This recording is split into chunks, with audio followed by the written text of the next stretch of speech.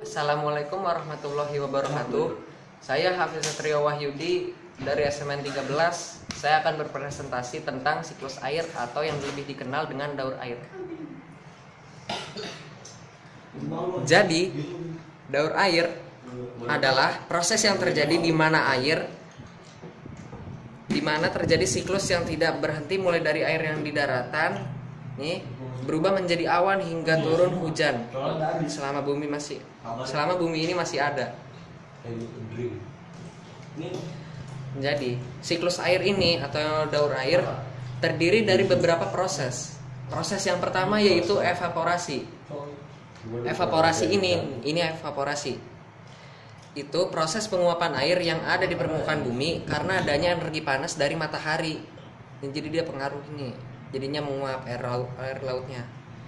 Air dalam bentuk cair dalam beragam sumber air seperti laut, danau, dan sebagainya berubah menjadi uap air dan naik ke atas atmosfer. Jadi semakin besar energi panas matahari, maka laju evaporasi pun akan semakin besar.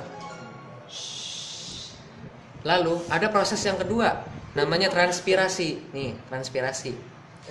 Selain berasal dari sumber air langsung, penguapan dalam air juga terjadi di jaringan tumbuhan. Jadi tumbuh-tumbuhan ini nih.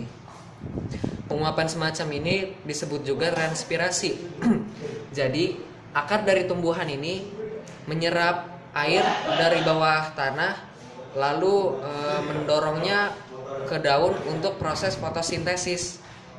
Lalu hasil dari fotosintesis ini dikeluarkan oleh daun dan lalu ke stomata dalam bentuk uap air.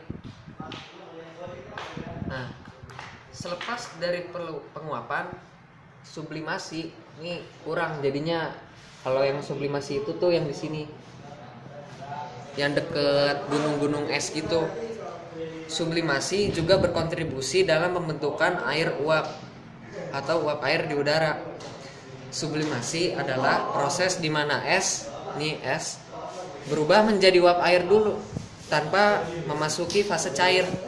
Sumber utamanya itu tuh yang pertama itu lapisan es di kutub utara, kedua lapisan es di kutub selatan, dan ketiga es di pegunungan. Nah, si sublimasi itu tuh merupakan proses yang lebih lambat dari penguapan biasanya. Jadi lebih lambat dari transpirasi sama evaporasi. Lalu yang keempat itu ada yang namanya kondensasi. Nah ini,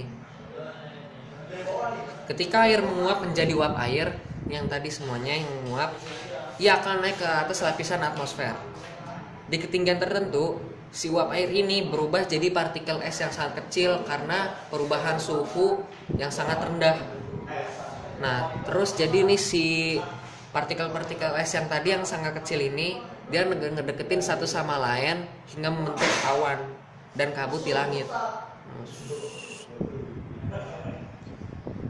Lalu yang kelima ada yang namanya presipitasi. Presipitasi. Nah, si awan atau uap air yang terkondensasi dia tuh turun ke bumi karena pengaruh angin panas atau perubahan suhu. Nah, kalau suhunya sangat rendah atau di bawah 0 derajat Celcius, tetesan air ini berubah bukan jadi air tapi jadi es atau hujan salju. Nah, ini habis hujan ini ada yang namanya tahap runoff atau limpasan. Nah, runoff ini itu proses di mana air mengalir di atas permukaan bumi dari tempat yang tinggi ke tempat yang rendah melalui saluran-saluran seperti got dan sungai hingga kemudian masuk ke danau lalu ke laut. Pada tahap ini daur air ini masuk kembali ke lapisan hidrosfer. Nah, selepas dari tahap limpasan ada yang namanya tahap infiltrasi infiltrasi. Nah, habis hujan itu tuh kan pastinya nggak semuanya air itu masuk ke tahap runoff ini, pasti juga ada sebagian yang masuk ke dalam tanah. Air ini disebut air infiltrasi. Air merembes ke bawah tanah dan menjadi air tanah. Nah, itulah ketujuh proses daur air atau siklus air. Kurang lebihnya mohon maaf. Wassalamualaikum warahmatullahi wabarakatuh. Waalaikumsalam.